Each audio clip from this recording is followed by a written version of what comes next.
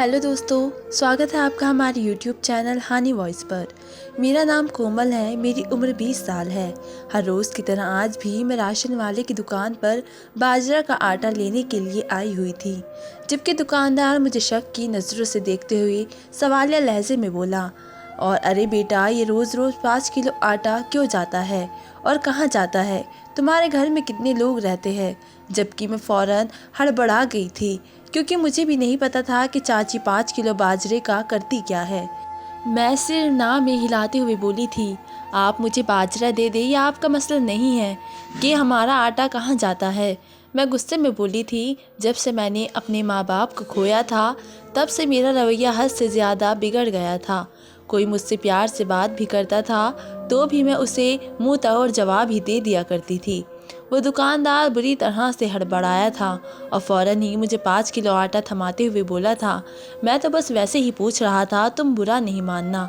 मैंने अपना सिर झटका था और मैं बेवजह की बातें बनाने की आदत नहीं रखती थी, इसलिए उसकी दहलीज पर पैसे रख कर चुपचाप अपने घर की तरफ आने लगी थी।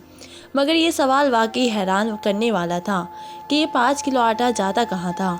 कई बार तो मैंने भी चाची से इस बारे में पूछने का सोचा था, लेकिन फिर भी मैं ये सोचकर चुप हो जाती थी कि मैं उनके बलबूते ही इस दुनिया में ज़िंदा हूँ। अगर मैं उनसे सवाल जवाब करने खड़ी हो जाऊँगी तो वो मुझ पर सिवाय गुस्सा करने के और कुछ नहीं करेगी।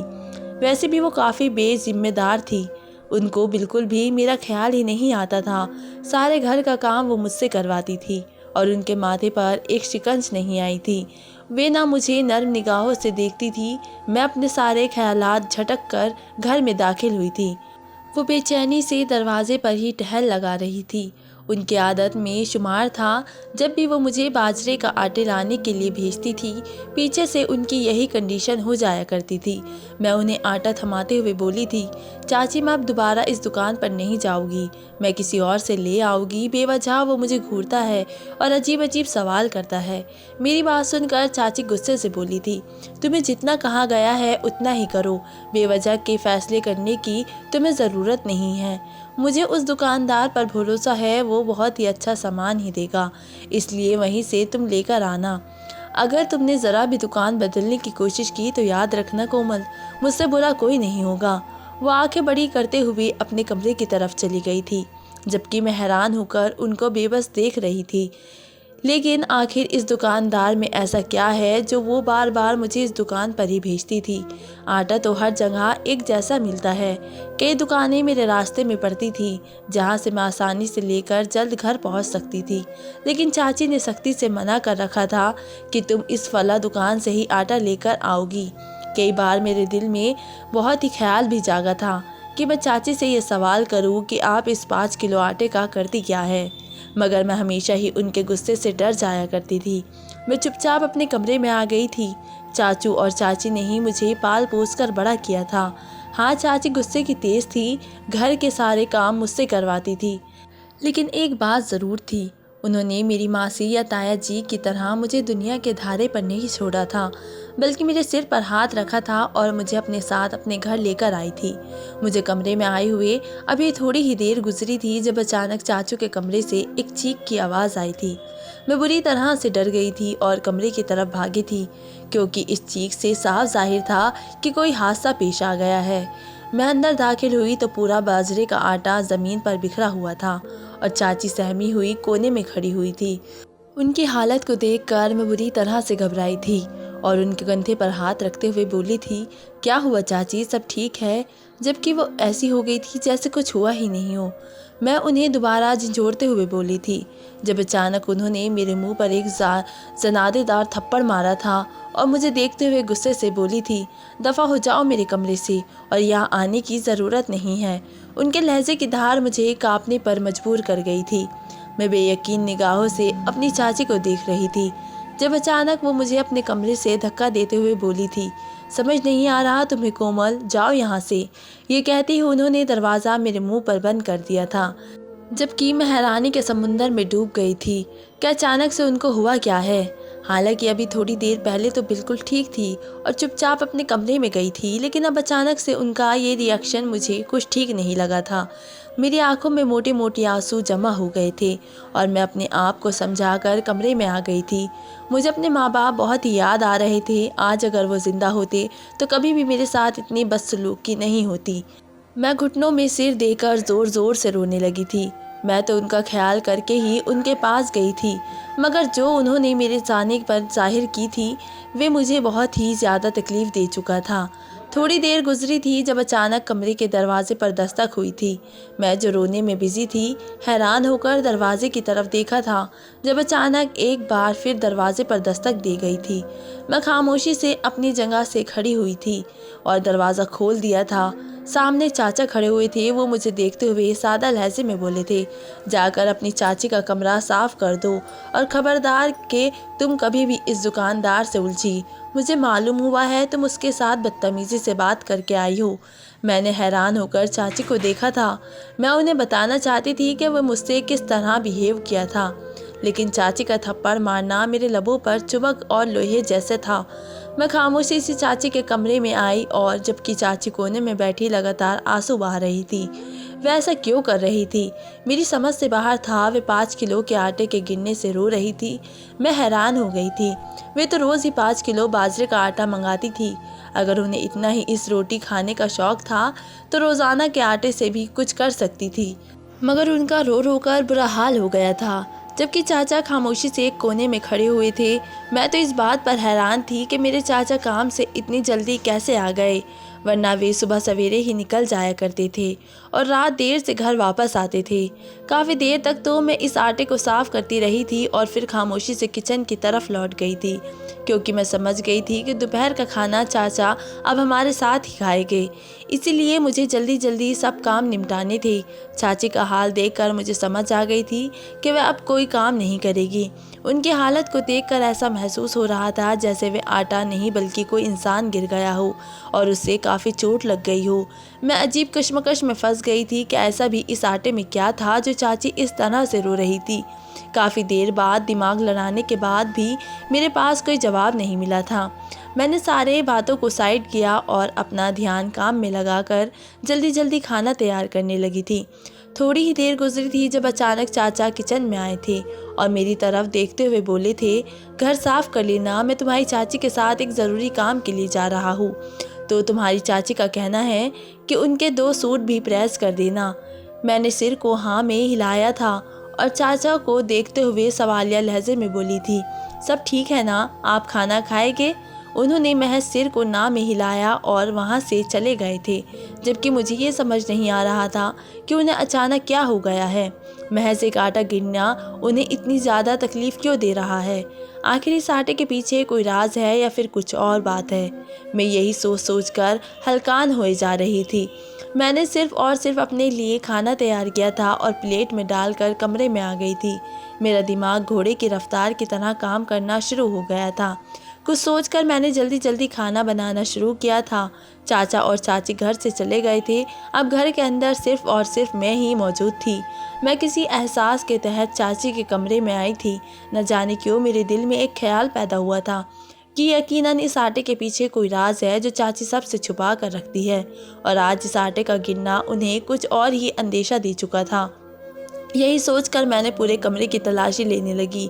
बेशक ये एक गैर एतिकी काम था, मगर मेरे दिल में बहुत ही सवाल पैदा हो रहे थे। अगर आज मैं इस राज से पर्दा ना उठाती तो मैं सुकून से सांस भी नहीं ले सकती थी।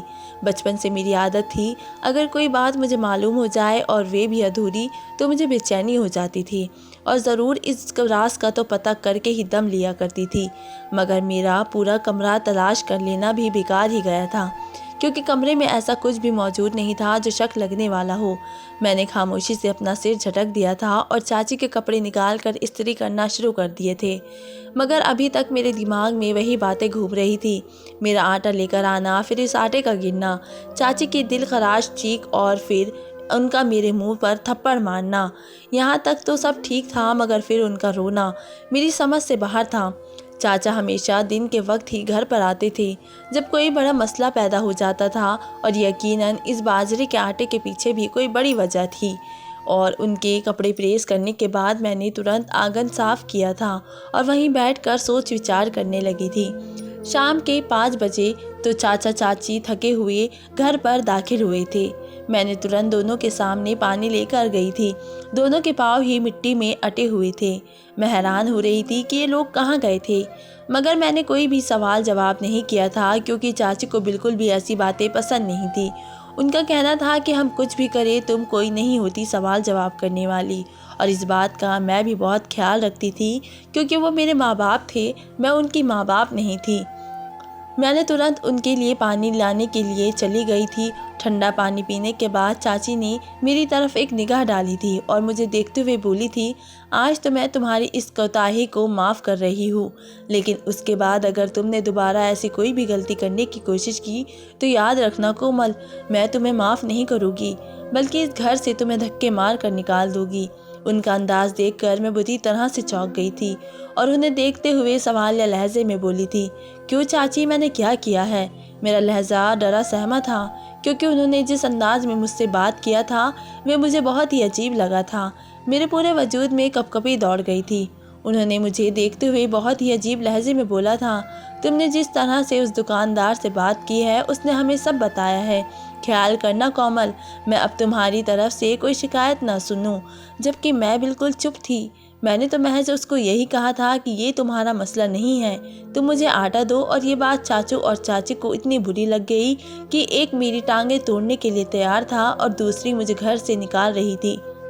मैंने चुपचाप सर झुका दिया था, क्योंकि मैं इन दोनों के सामने ही ज़बान नहीं चला सकती थी। मैं उनके रहम और करम पर रह रही थी। अगर मैं ज़रा भी इन लोगों के खिलाफ जाती तो मैं ही अपने घर से बेघर हो जाती। वो मेरी तरफ देखते हुए बोली थी, जाओ जल्दी रात के खाने की तैयारी करो। इतना ज़्यादा थका देने वाला सफ़र था, मेरी कमर अकड़ गई है। ये कहकर वो कमरे की तरफ बढ़ गई थी, जबकि चाचू भी उनके पीछे पीछे ही गए थे। मैंने उन दोनों की पीठ को गहरी निगाहों से देखा था। न जाने क्यों मुझे अब अपने चारों ओर खतरा महसूस हो रहा था। आखिर इस बाजरे के आटे के पीछे क्या वजह थी, और वो दुकानदार उन लोगों के लिए कब से इतना ज़्यादा अहमियत रखने लगा था?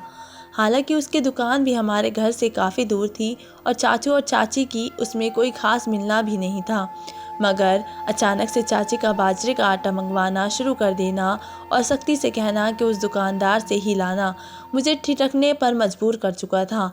फिलहाल मैंने अपना सिर झटका था और चुपचाप रसोई में जाकर खाना तैयार करना शुरू कर चुकी थी।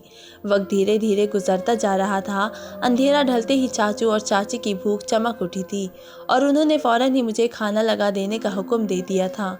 मैंने भी आखिरी रोटी डालकर जल्दी से दस्तरखान सजा लिया था और उन दोनों को खाने की दावत देकर वहीं उनका इंतज़ार करने लगी थी।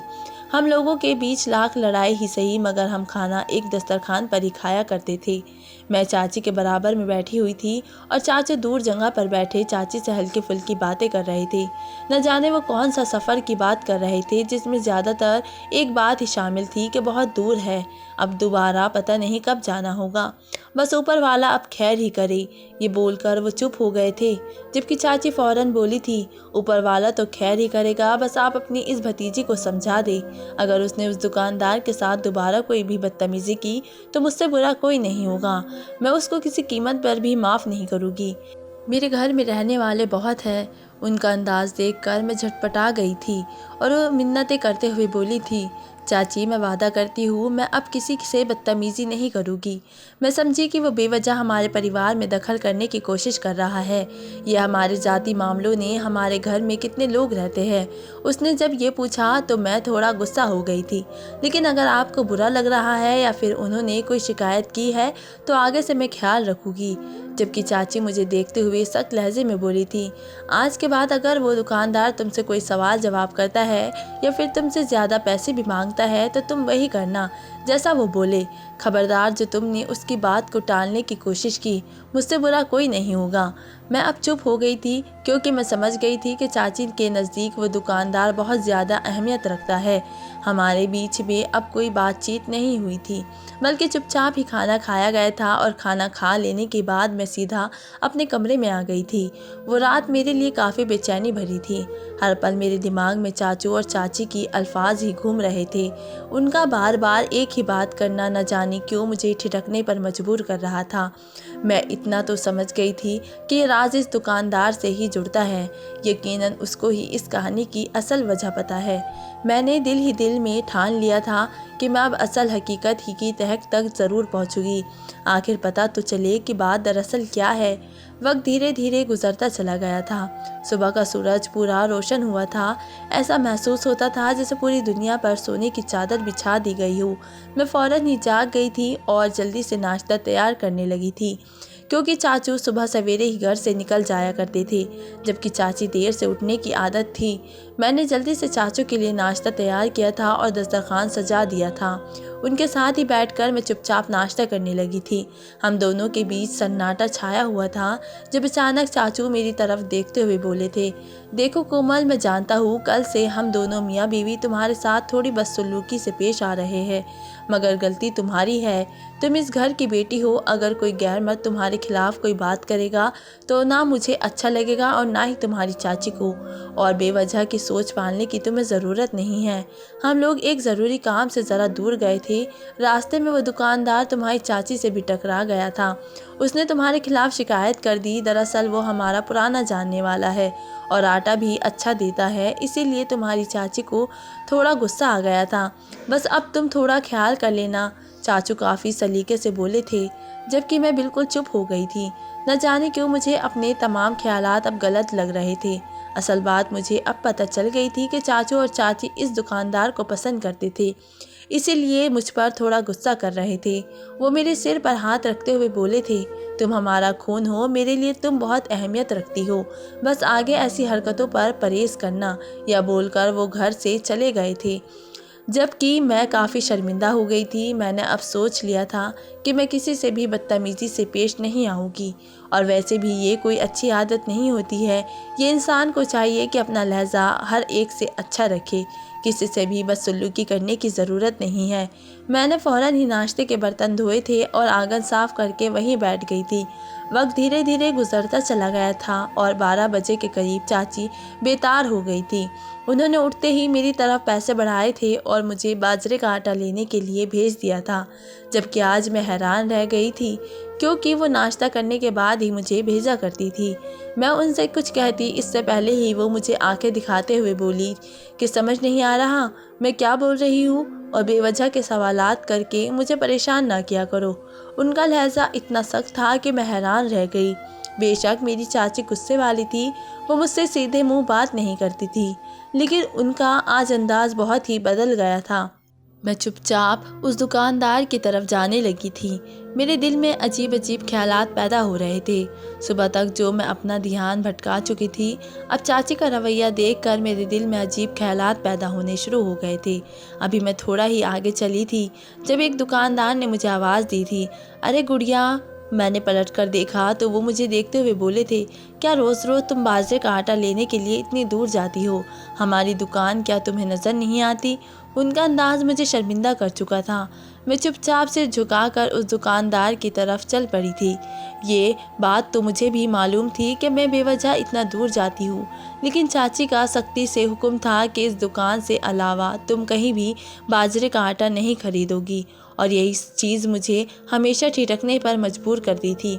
और जो कल से चाची और चाचू का रवैया था, वो मुझे बहुत ही कुछ समझा चुका था। बेशक सुबह के वक्त मेरा इरादा बदल गया था, लेकिन अब चाची की बातें सुनकर मैं एक बार फिर उसी बारे में सोचने लगी थी। मैं वहाँ पहुँची तो वो दुकानदार मुझे बड़ा मुस्कुरा कर देख रहा था। दिल किया कि मैं उसकी ये मुस्कान नोच लूँ, मगर मैं चुप रही। वो मेरी तरफ आटा बढ़ाते हुए बोला था, आगे मुझसे बदतमीज़ी करने से पहले 1000 बार सोच लेना, और ख़बरदार जो तुमने यहाँ पैसे रखे हैं, पैसे मेरे हाथ में दोगी। उसका हुक्म ये अंदाज़ देखकर मेरा दिल किया कि मैं उसका मुंह नोच लूँ, मगर मैं चुप रही थी। मैंने हाथ में उसके पैसे थमाए थे और बाजरे का आटा लेकर जाने लगी थी, जब अचानक उसने मुझे पीछे से पुकारा था और मुझे देखते हुए बोला था, माफ़ी नहीं मांग रही? तुम्हारी चाची तो कह रही थी कि तुम मुझसे माफ़ी मांग लोगी। एक पल के लिए मेरा दिल किया कि ज़मीन फटे और मैं उसमें धंस जाऊँ, मगर मैंने अपने आप को काबू किया था और एक गहरी सांस लेकर उस आदमी की तरफ मुड़ी थी और उसे देखते हुए बोली थी, मेरा इरादा आपकी बेइज्जती करना नहीं था, बस कल मेरा दिमाग थोड़ा ख़राब हो गया था, मैं आपसे माफ़ी चाहती हूँ। मैं बहुत ही नरम लहजे में बोली थी, जबकि वो सिर हिलाते हुए बोला था, अरे कोई बात नहीं, छोटी हो गलती हो जाती है, मगर अब ख्याल रखना वरना तुम्हारे लिए बहुत ही मुश्किल साबित होगी। और मैंने कोई जवाब नहीं दिया और बस चुपचाप से झुकाकर खड़ी रही थी, जबकि वो मुझे देखते हुए फ़ौरन बोला था, चलो जा सकती हो अब तुम, और अब कल से वक्त पर आना। मैंने सिर को हल्का सा झटका और घर की तरफ रवाना हो गई थी। मुझे उस दुकान से बाजरे का आटा लेते हुए तकरीबन 2 महीने का अरसा बीत चुका था और अब अचानक से इस आदमी का रवैया बदल जाना, चाचा और चाची का रवैया बदल जाना मुझे बहुत ही कुछ समझाने का इशारा दे रहा था। फिलहाल मैंने तमाम ख्यालात झटक दिए थे और अपने घर की तरफ रवाना हो गई थी। घर पहुंचते ही मामूली तौर पर चाची दरवाजे पर ही टहल लगा रही थी। उन्होंने फ़ौरन मुझसे झपटने वाले अंदाज में आटे का थैला लिया था और चुपचाप अपने कमरे में चली गई थी। मैंने भी अपना सिर झटक दिया था और अपने कमरे में आकर पंखे के सामने खड़ी हो गई थी। गर्मियाँ उरूज पर थी, जिसके कारण बाहर निकलना बहुत ज़्यादा मुश्किल हो जाता था। कभी कभी तो मेरा दिल चाहता था कि मैं चाची को बोल दूं कि आप खुद चली जाए। वैसे तो आप पूरे मोहल्ले में घूमती है, मगर मैं उनके ही रहम और करम पर रह रही थी। अगर मैं उनसे हुक्म को टाल देती तो बेवजह मेरा जीना हराम हो जाता, इसलिए मैंने चुपचाप रहने में आराम समझी थी। और ना जाने क्यों कल से मुझे मेरे माँ बाप शिद्दत से याद आ रहे थे। दिल चाहता था कि कहीं से वो मेरे सामने आ जाए और मैं उनके सीने से लगकर खूब रोऊं, उन्हें बताओ कि आपकी बेटी ठीक नहीं है। दूसरों के रहम और करम पर रहते हुए मुझे अब शर्म आती है। वाकई अगर इंसान के सगे माँ बाप मर जाए तो औलाद बिल्कुल किसी बेकार चीज़ के जैसी हो जाती है। मेरा हाल भी किसी बेकार चीज़ की ही तरह था, जिसका जिस तरह दिल चाहता था मुझे जलील कर लिया करता था। अगर मेरे माँ बाप जिंदा होते तो कभी भी मेरे साथ ऐसा सलूक नहीं होता, बल्कि सब मुझसे बहुत तमीज़ से पेश आते। मेरी भी हर लड़की की तरह बहुत ही इज्जत होती, मगर ऐसा शायद मेरे नसीब में था ही नहीं। अभी थोड़ी ही देर गुजरी थी जब अचानक चाची दरवाजे पर आई और मुझे देखते हुए बोली थी, तो तुम्हारे चाचा दोपहर में ही आएंगे, फ़ौरन खाना तैयार कर लो, ज़्यादा बिस्तर तोड़ने की ज़रूरत नहीं है। आम तौर पर चाची मुझसे उखड़ी उखड़ी ही रहती थी, मगर कल हुए किस्से के बाद तो उनका मिजाज ही बदल गया था। मैं चुपचाप किचन की तरफ बढ़ गई थी और जल्दी जल्दी हाथ चलाकर खाना तैयार करने लगी थी। वक्त धीरे धीरे गुजरता जा रहा था। मैं रोज़ाना उसी दुकान पर जाकर 5 किलो आटा बाजरे का ले आती थी और चाची के हवाले करके अपने कमरे में थोड़ी देर सांस लेकर फिर कामों में लग जाती थी। कल रात से ही मेरा दिल बहुत ही बेचैन हो रहा था। न जाने क्यों मुझे ऐसा महसूस हो रहा था जैसे कुछ अजीब होने वाला है, जो मेरे लिए बहुत ज़्यादा अजीब होगा। लेकिन इस रात इस बात से मैं अनजान थी।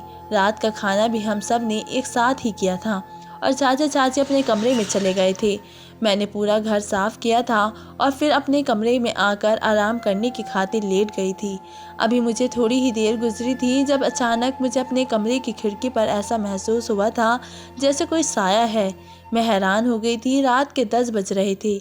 उस वक्त मेरी खिड़की पर किसका साया हो सकता था? मैं फ़ौरन अपनी जगह से खड़ी हुई थी। एक पल के लिए मुझे डर भी लगा था, कहीं कोई चोर तो नहीं आ गया, मगर मैं अपना सिर झटक दी।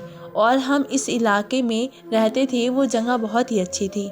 यहाँ पर कोई भी गलत इंसान दाखिल नहीं हो सकता था। यहाँ की सुरक्षा बहुत अच्छी थी।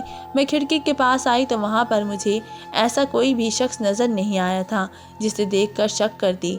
मैं चुपचाप आकर अपनी जगह पर वापस लेट गई थी, मगर मैंने साफ तौर पर एक साया देखा था जो किसी इंसान का ही था। मगर मैंने अपना वहम समझकर इस बात को भूल गई थी और शायद यही मेरी सबसे बड़ी गलती साबित होने वाली थी। रात कतरा कतरा कर करके पिघल गई थी और अगली सुबह मामूली तौर पर हुई थी। चाचा और मैंने एक साथ ही नाश्ता किया था। चाचा का मिजाज मेरे साथ अगले दिन से ही ठीक हो गया था। उन्होंने मुझसे फिर से बिल्कुल भी बदसलूकी भी नहीं की थी, बल्कि वो मेरे साथ बहुत अच्छे तरीके से ही बर्ताव कर रहे थे। नाश्ता वगैरह करके वो अपने काम के लिए निकल गए थे। 12 बजे के करीब चाची जागी थी और हमेशा की तरह उन्होंने मुझे पैसे थमा कर दुकान की तरफ रवाना कर दिया था ताकि मैं 5 किलो बाजरे का आटा खरीद कर ला सकूं। एक लंबी दूरी तय करके मैं उस आदमी की दुकान पर पहुंच गई थी और खामोशी से उसकी तरफ पैसे बढ़ा दिए थे। मैं अब उससे कोई फालतू बात करती ही नहीं थी। अगर वो भी मुझसे कुछ बातचीत करता था तो मैं खामोशी से सर झुका दिया करती थी और उसकी हर बात का जवाब दे दिया करती थी। बाजरे का थैला पकड़कर मैं घर की तरफ निकल गई थी, लेकिन अचानक ही रास्ते में मुझे एक ज़ोर की टक्कर लगी थी। मैं ज़मीन पर गिरती इससे पहले ही मैंने अपने आप को काबू कर लिया था। मैंने हैरान होकर उस पत्थर को देखा था जो बिल्कुल बीचों बीच सड़क पर पड़ा हुआ था। मैंने सिर ना में हिलाकर बाजरे का आटा एक तरफ रखकर फ़ौरन ही उस पत्थर को उठाकर एक तरफ को फेंक चुकी थी। अगर अभी मैं इससे टकरा सकती थी तो मेरे अलावा भी कोई और शख्स भी उससे टकरा कर गिर सकता था। मैं हमेशा से ही नरम दिल रही थी। जब से मेरे माँ बाप इस दुनिया से गए थे मेरे अंदर से चालाकी कहीं खो गई थी। मैं खामोशी से थैला उठाकर घर की तरफ ही आने लगी थी जब अचानक थैला नीचे से फट गया था और मैं बुरी तरह से परेशान हो गई थी। मगर अचानक मुझे थैले में अभी भी वज़न महसूस हुआ था। ऐसा लगता था जैसे कुछ अंदर मौजूद है। मैंने फ़ौरन थैला खोल कर देखा। जो चीज़ अंदर मौजूद थी उसे देखकर मेरी रूह कांपना शुरू हो गई थी।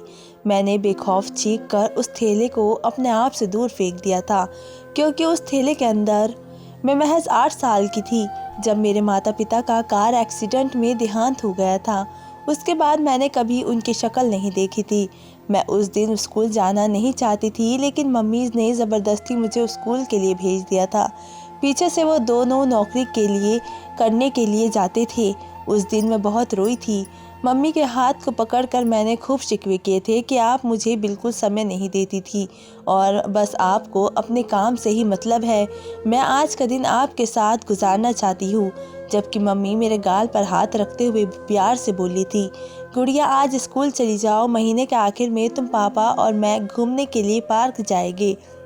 वो मुझे दिलासा दे रही थी और मैं उन्हें रोकने की कोशिश कर रही थी, मगर वो मेरी बात सुनने को तैयार ही नहीं थी। उन्होंने मुझे मामूली तौर पर तैयार किया था और वो स्कूल में वैन में मुझे बिठाकर रवाना कर दिया था। अभी मुझे स्कूल पहुंचने में कुछ देर हुई थी जब अचानक मेरे चाचू मुझे लेने के लिए स्कूल आ गए थे। मैं हैरान थी कि अचानक से उनको हुआ क्या है, मगर उनसे मिलते ही मुझे मालूम हो गया था कि मेरे मम्मी पापा इस दुनिया में नहीं रहे हैं। उनका देहांत हो चुका है और वो मुझे हमेशा के लिए भीड़ भाड़ वाली दुनिया में तना छोड़कर जा चुके हैं। मैं जब घर पहुंची तो आंगन में ही मेरे माता पिता की लाश रखी हुई थी। मैं बिल्कुल अपनी जगह पर सख्त हो गई थी, क्योंकि मुझे बिल्कुल भी यकीन नहीं हो रहा था कि मेरे माता पिता मुझे हमेशा के लिए इस दुनिया में छोड़कर जा चुके हैं। मैंने उनकी अर्थी को पकड़कर खूब रोई थी। उनसे बहुत ही शिकवे किए थे कि आप मुझे इस तरह छोड़कर नहीं जा सकती।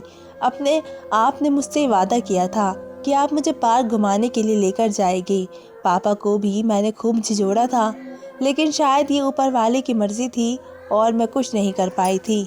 तमाम मामले तय हो चुके थे। अब मेरी जिम्मेदारी की बारी आई थी तो तमाम रिश्तेदारों ने साफ शब्दों में मुझे अपनाने से इनकार कर दिया था, क्योंकि इन सब का कहना था कि हमारा भी परिवार है, अगर मुझे कोई गोद ले लेता तो उसके लिए मुश्किलें पैदा हो सकती थी।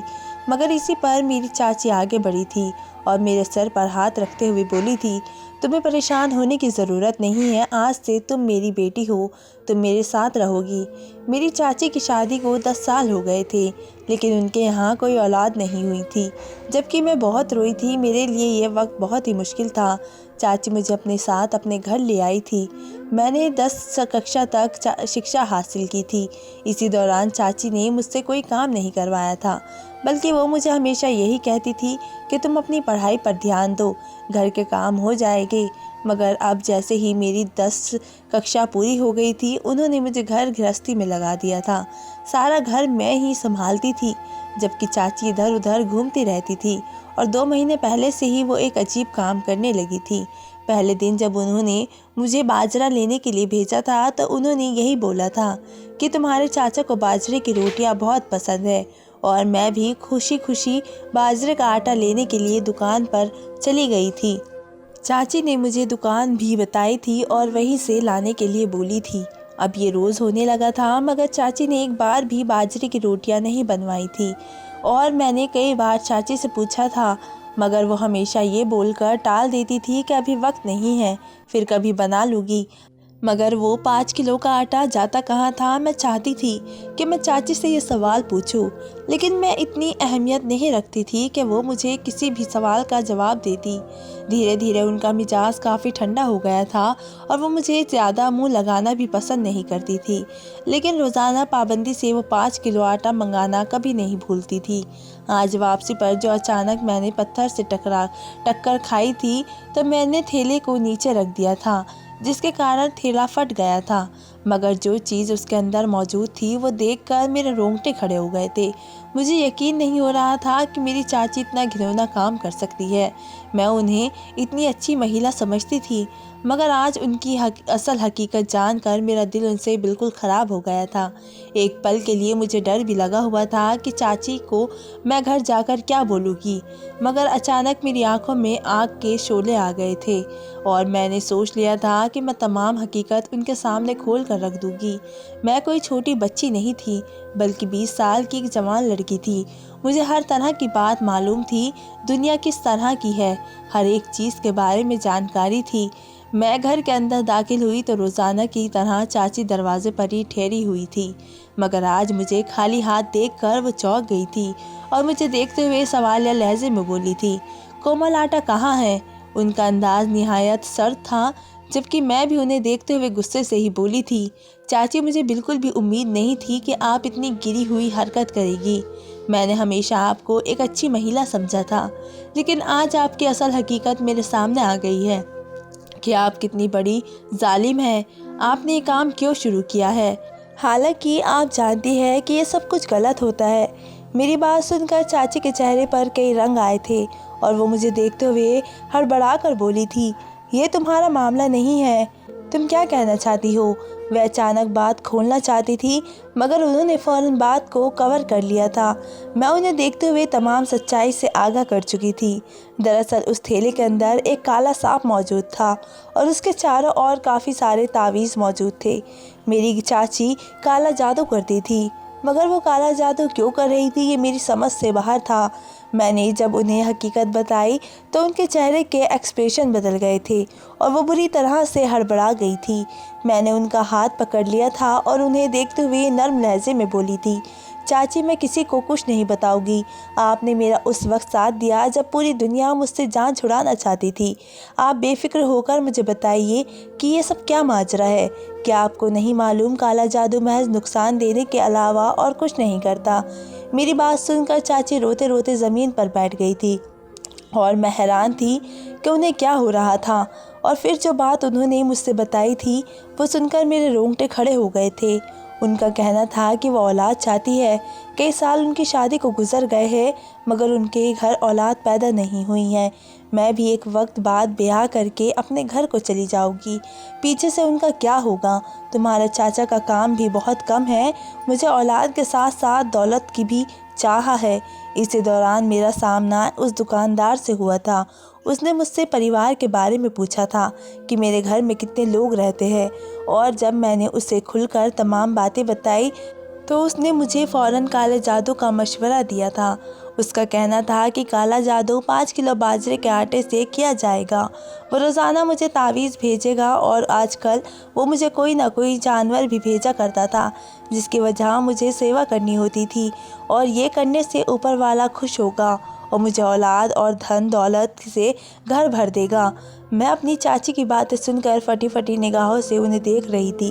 वो ज़्यादा कुछ कहती इससे पहले ही मैंने बोला था, आपने ऐसा सोचा भी कैसे कि आपको ये सब कुछ कर कर कुछ मिल जाएगा और मैं आपको छोड़कर कहीं जाऊंगी? अगर मैं कहीं जाती भी हूँ तो मैं आपकी ही बेटी रहूँगी, आपसे मिलने के लिए आऊँगी। आपने काले जादू का सहारा लिया, आपको 2 महीने हो गए हैं ये काम करते हुए। क्या आपको औलाद हासिल हो गई है या फिर आपको धन दौलत मिल गई है? मेरे सवाल पर फिर उन्होंने सर को शर्मिंदगी से ना में हिलाया था, जबकि मैंने अफसोस से उन्हें देखा था। हमारे समाज का यही बात है, जब कोई काम नहीं हो रहा होता तो हम लोग काले जादू पर उतर आते हैं। मैं उनके कंधे पर हाथ रखते हुए नरम लहजे में बोली थी, ये सब ऊपर वाले का काम है। वही जानता है कि उसे किसे औलाद देनी है और किसे धन दौलत से घर भरना है। आप एक समझदार औरत है। अगर आप ऐसी बेवकूफ़ाना हरकतें करेगी तो आपसे नीचे लोगों का क्या होगा। अगर आप ऊपर वाले को एक मान कर उसे प्रार्थना करती तो कभी न कभी आपको औलाद भी मिल जाती और चाचा का काम भी अच्छा हो जाता। मगर चाची अभी भी देर नहीं हुई है। तौबा कर ले और इस काम से बाज आ जाए। न जाने क्यों मुझे वो आदमी फ्रॉड लगता है। अपना आटा बेचने के चक्कर में वो आपका नुकसान कर रहा है। मेरी बात सुनकर उन्होंने सिर झुका लिया था और वो शर्मिंदगी से लहजे में बोली थी, कई दिनों से मैं भी यही सोच रही थी कि मुझे कुछ हासिल तो नहीं हुआ, महज मेरे पैसे ही गए हैं। जबकि मैं उन्हें और समझाते हुए बोली थी, ये सब कुछ ठीक नहीं है, आप ये छोड़ दे। मेरी बात सुनकर वो खामोश हो गई थी और मेरे सामने ही उन्होंने सच्चे दिल से तौबा की थी कि वो अब आगे फिर से कभी ऐसा कोई गलत काम नहीं करेगी, बल्कि अपने हर फेल से बच जाएगी। मैं सबसे यही कहना चाहती हूँ कि काला जादू इंसान को महज नुकसान देता है, इसके अलावा और कुछ नहीं दे सकता। दोस्तों, वीडियो कैसी लगी? वीडियो अच्छी लगी हो तो कमेंट करके ज़रूर बताएं। वीडियो को लाइक करें और चैनल को सब्सक्राइब करें। मिलते हैं एक ऐसी ही वीडियो के साथ। तब तक के लिए धन्यवाद।